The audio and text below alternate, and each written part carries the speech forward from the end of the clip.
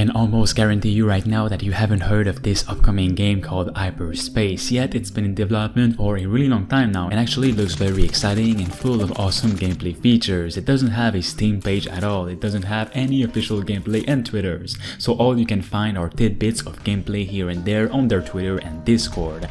This game is not official yet, but it will be very soon, as Hyperspace has a release window of 2024. For once, it's also not some kind of extraction shooter where other players will try to kill you. No, we're talking about a full-on open universe action-adventure game where you, alone or with friends and online players, take the role as a crew of a spaceship in a galaxy at war. It's basically Sea of Thieves in space, and I'm absolutely all up for it. You have your own spaceship that you need to take care of with your own crew of friends or online players at your disposal, and then you go on to explore the universe. Every single engine, weapons, and systems are all simulated, and you can walk up to the engines to repair them or replace the cannons by walking up to them and swapping them for something better that you found in the world. Entering and exiting the spaceship is completely seamless, so you can walk out on the hull and do repairs or dive straight into the space with your jetpack and a rocket launcher, taking on enemy ships yourself if you'd like. I've never been really a massive fan of space action games, but with this one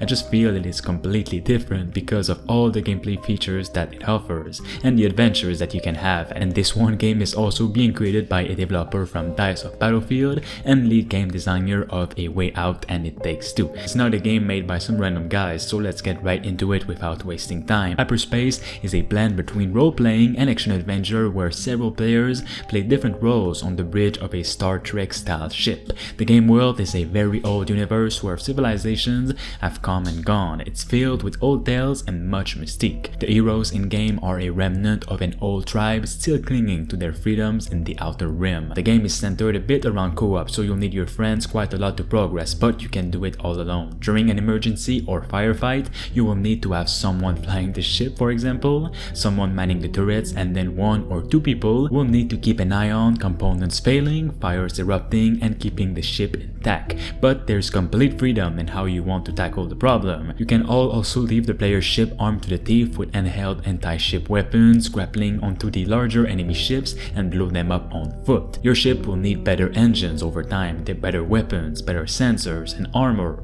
to help you keep going and jumping further into the storyline. When hunting for components, you sometimes leave the ship and explore asteroids, mines, derelict ships, and shoot enemy AI on foot as well. So there is quite a lot of variation in your activities as a player, it is said. It's not a spaceship game, but also an FPS. To make sure they have as much variation as possible and to keep the players on their toes, the devs have created an AI sitting in the background that sometimes throws some surprises at you. It could be an asteroid shower, enemy ships attacking you and then going on your ship, an ambush, or a solar flare, for example. The solar flare is somewhat of a panic moment where the players have to drop whatever they are doing, get inside as quickly as possible, and move the ship into the cover of an asteroid, for example, or somewhere away from the sun for a minute or two as the storm passes by to minimize damage. They also have lots of other fun ideas in the pipeline for events like this that could happen at any time, and they're working on a ton of stuff. They are also currently working on polishing quite a lot visually